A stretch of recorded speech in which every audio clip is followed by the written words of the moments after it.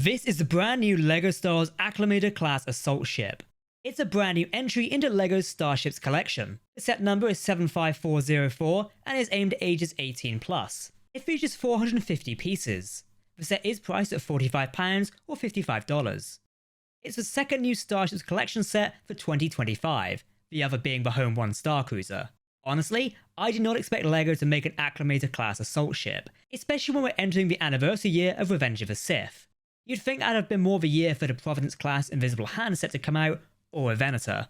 Regardless, I enjoyed this build, so let's look at some of the features.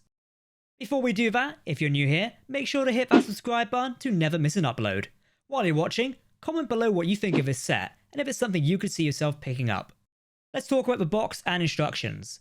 The box is your standard design for a LEGO Star Wars Starships Collection, this being a black space area, due to it being an adult-themed set. Still, if you are under the age of 18, I don't see you having an issue building this set.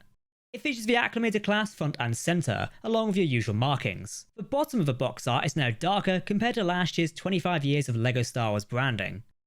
The back of the box features another angle of the Acclamator, while also having a screen cap from Episode 2, Attack of the Clones.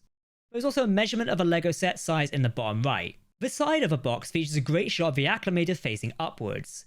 It's a shame that not all the boxes in the Starship Collection have the ships facing upwards like this. That'd be great for those who want to display their boxes as a part of their collection. While building the set, you'll encounter an Easter egg. Page 14 shows the inside of the Acclamator set. There are these white 1x1 studs which represent clone LAAT gunships and the clone troopers that will be deployed during the Battle of Geonosis. You can better see it when building the set, as once the Starship is fully complete, it is somewhat hard to see the white studs inside the hangar bay. We'll go over that in a minute. So, moving on to the set, it's a very accurate representation of an Acclamator-class assault ship from Star Wars.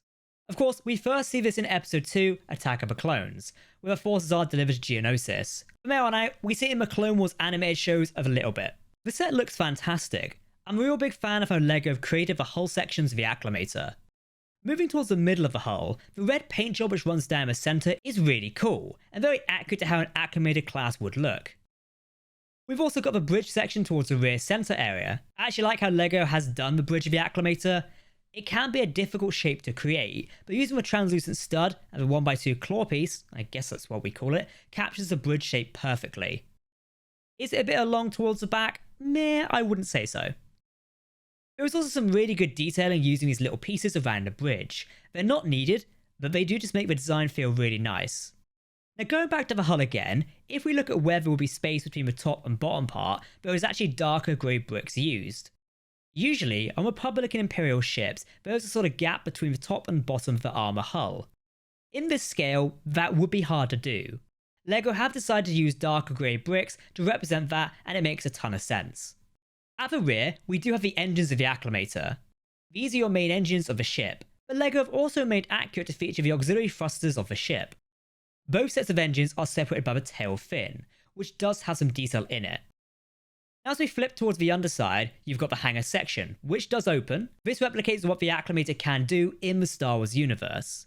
While it does have a hangar on the underside, the ship will primarily land to deploy its ground invasion forces, such as clone troopers and ATTs. Still looking at the underside of the set, we've got some simple yet great detailing to really complete the look of the Republic attack cruiser. Just focusing on the underside of the set again, you can actually open up the hangar doors here, and if you look closely inside, you can see those studs we built when we were building the set. And it's kind of cool, though, because it's so hidden there, you can't actually see it. And now I'm here looking at this again. The Technic bits, because of the way the hull's attached through them, they actually almost make it look more industrialized in there. Also, in some old technical manuals of the Acclamator from the Star Wars universe, there was sort of this rail thing inside the Acclamator that would deploy the gunships. So in some ways, you could maybe say it's a reference to that. Printed bricks. Thankfully, there are no stickers on this LEGO set. Instead, the printed markings of the Acclamator's hull are 2 panels and 2 smaller 1x1 panels, which feature the Republic fleet symbol. This is actually the symbol of the Open Circle fleet, for those Star Wars lore nerds out there. Yes, I am one of those. The 4 lines on the panels are cool, though it is slightly inaccurate to how an Acclamator would appear in Star Wars. Mainly as those ships in the Clone Wars are shown to have a half a line on the outer hull, making 5 lines in total. This ship only has 4. It's something minor, and I can't see many having a problem with it. I'm loving the printed parts, it's much better quality than the stickers, and you don't get mismatched colours like some other expensive sets.